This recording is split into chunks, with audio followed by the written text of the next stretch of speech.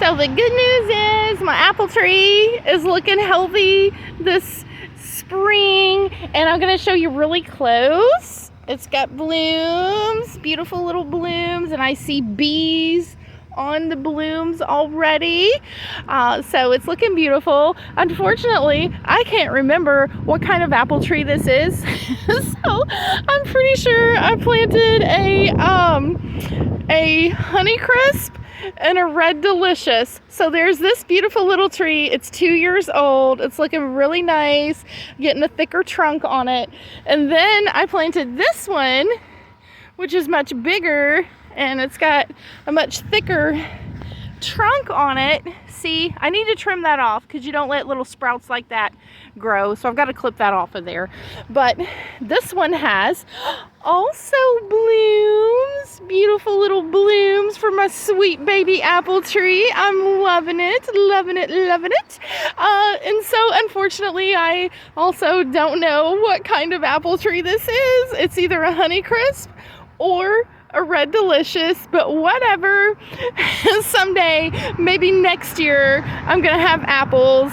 Last year, this one had one tiny little apple, so maybe next year. Oh, also, but it's just so exciting to see the white and pink blooms come out in the spring. They're so pretty.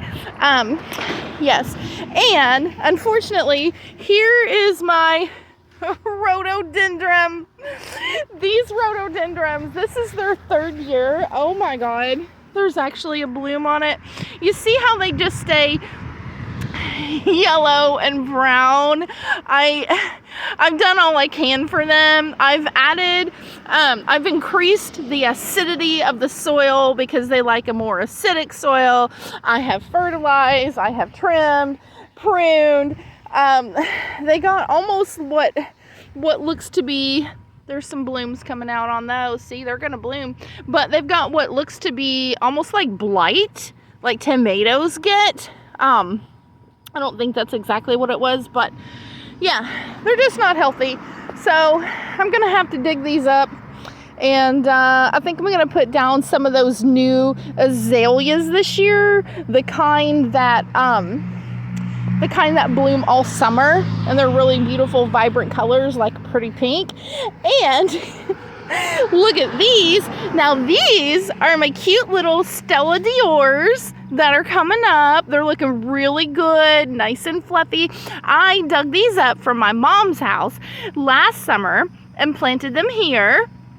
So they're going to be their first full season, and they're looking beautiful. Those are going to be really gorgeous this year with their pretty little yellow buttercup blooms.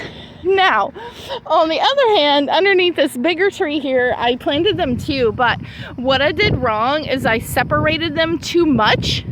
And so when I transplanted them from Mom's house, I separated them to too small. Like, I pulled them apart too much. I should have left them in bigger clumps.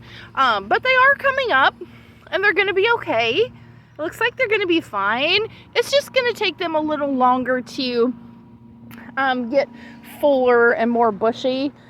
And the Stella Diors, it's a type of lily, and they will reseed, so they will spread.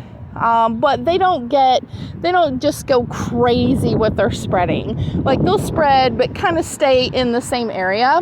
Also, what I did not know, one keynote that I did not know when I planted these Stella Diors around the apple tree, I didn't know that the apple tree has very shallow roots. So when I was digging in here to plant these Stella Diors, I actually kind of bumped into the roots of this tree a little bit, which is definitely not a good thing. But as soon as I realized, hey, that's a tree root to this beautiful little apple tree, I backed off and dug holes in other places to try and avoid the roots. But hey, there you go. There's a little tidbit for the day. Apple trees have very shallow roots, so probably not a good idea to put a flower bed right underneath your apple tree. But in my case, I've already done that, so there we go. Until next time.